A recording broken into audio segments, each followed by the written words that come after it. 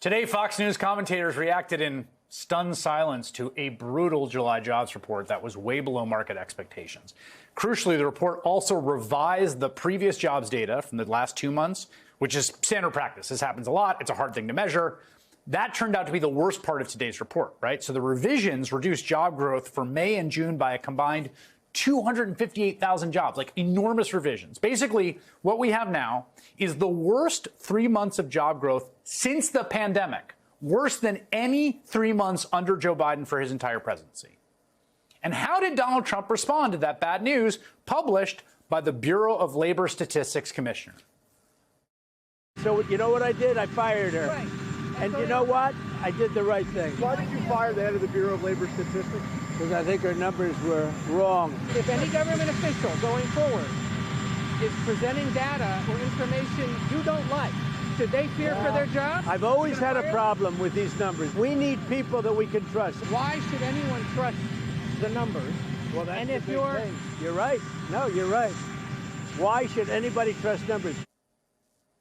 Firing the people in charge of publishing accurate information in the economy is exactly the kind of thing that folks like us and many critics of Trump have worried about since Trump returned to office. I mean, this is the kind of dictator 101 playbook, right? Questioning existence of empirical data, going after someone that gives you a statistic you don't like. Now we are 6 months in with a bad jobs report, and Trump is looking to cook the books clearly. Dan Koh served as chief of staff of the Department of Labor in the Biden administration. Jared Bernstein served as the chair of Council of Economic Advisors under President Biden, and they both join me now. Jared, I'm going to start with you, and the reason I'm going to start with you is I talked to you a few nights ago, I think, yes. And the last question I asked you was, there's been some people looking at the statistic methodology of the Bureau of Labor Statistics around inflation, and the fact that they're sort of modeling more data and collecting less data, and whether that was a problem. And I basically said, should we trust the data? And you said, yes, I trust these people, but if there's ever a time to worry, I will come to a camera and tell you. Today, they fired the head of BLS. So is it time to worry? It is time to worry. Thank you for putting a camera in front of me, as I unfortunately worried about. It is this, when I saw the job numbers this morning, I thought, as far as the labor market and the economy goes, it's not quite a break glass moment yet, but you better look for your hammer because, as you said, really the job market has really slowed down a lot. And then when I saw him fire the commissioner, that's a 5-alarm fire.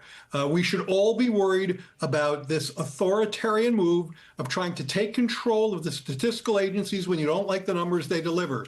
The clear incentive is if Donald Trump puts you in charge of a statistical agency, give him the numbers you want or you're out. And that is, as your headline just said, that is absolutely a step down a path to a banana republic. Now, as Dan knows very well, the folks at BLS have a ton of integrity. That's the other thing I said on your show the other night. So we can still certainly trust their work, no question. But this is a huge, worrisome move in the wrong direction. Dan, you worked at that agency. 1 to 10, 10 being basically worst case scenario. Where do you put this? This is about a 9.5 trending to a 10. Look, this is like firing the referee because you don't like the final score of a game. If you look at the typical timeline of how this works, the BLS commissioner isn't even presented with the data until the Wednesday before the announcement. By the way, the president claimed that he first saw the jobs data this morning. That's almost certainly a lie. Typically, the president and his senior team are briefed the day before the jobs numbers come out. There's another thing I want to point out, too, is there's two different surveys within the report. There's the establishment survey. That's a survey of businesses. There's also a household survey, which is a survey of households and demographics. So another thing that's a concern here is all the demographic data, not just race data, but immigrant worker data, is now at the mercy of this new BLS commissioner. You know what the president feels about DEI. So all of these things could, in theory, be manipulated by a loyalist that Trump appoints. Wow. I want to read you there just some of the reaction, because I thought it was notable that you have a bunch of conservatives, Trump's former person at BLS coming out and saying this is incredibly alarming. You've got Scott Winship. This is Scott Winship at AEI saying Powell firing would be bad. This is much worse. It's an attempt to strong arm the objective fact-checking process. You've got William Beach, who was in this position, totally groundless, sets a dangerous precedent. We are seeing, people really ring the alarms. Oren Cass, who's another conservative economist, saying you don't fire the head of BLS when a bad jobs report come out. My question is, shouldn't we be hearing from Republican senators like right away, right now? We absolutely should. I'm sorry. Shall I respond to that? Go ahead, Jared. Yeah. Go ahead, Jared. We absolutely should be hearing from Republican senators, obviously Democrats, anyone who can restrain this kind of an action. Now is the time to step up and do your job. You accepted this job because you were going to defend democracy. Well, you can't have a democracy that drives in the dark without headlights, which is exactly what happens when you take control of the statistical agencies. That is the process by which countries, really lose control of their economy and their information flow. So absolutely, yes, members of Congress need to step up. Well, here's another thing, Dan. The stock market just posted its worst week in months, right? And that was because of renewed economic fears, because the jobs numbers are bad and the tariffs are back on, and we got the highest tariff level in years. And here's the thing that I'm sort of stunned by.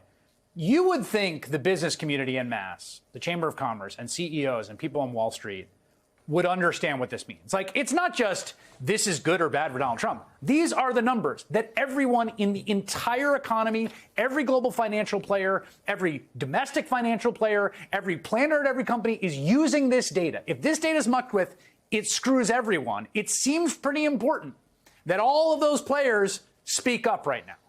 Right. I mean, if you think tariffs are bad, the entire purchasing power of the United States is based on people believing that our system is sound and honest.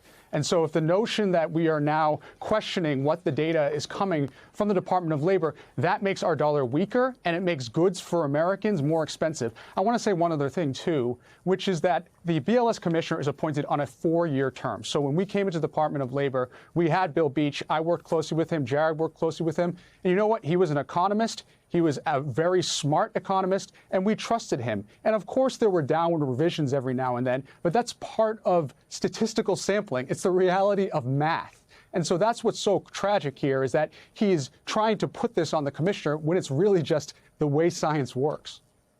Yeah, I mean, one of the things he said today was the job numbers were rigged to make me look bad. And then he whines about 2024 when there were big downward revisions, which he said came out November 15th, which is a complete lie. They were actually downward revised in August before the election, which was, if it was a plan to get, Kamala Harris elected, it was not particularly well executed because the revisions came out. This also makes me pretty scared about the Fed, Jared. We had one Biden-appointed Fed governor, Kugler, resigning today, and Trump doing a victory lap, saying she went, he should go too. This does not give one confidence about what he's going to do there. Exactly right. I mean, Donald Trump is very explicit about stacking the court wherever he can, whether it's the court, the Fed, or now our statistical agencies. That is authoritarianism 101. Basically, when you live in an alternate reality, as I would argue Donald Trump and many of his minions do, and the numbers don't reflect that reality because they're accurate, and you're over there in La La Land, you have two choices. You can adjust your policy to the numbers, to the incoming data flow. That's what we did, and that's what virtually every government, left or right, has done. Or you can just attack the messengers, fire the numbers purveyors, and try to get the cooked reality you're looking for.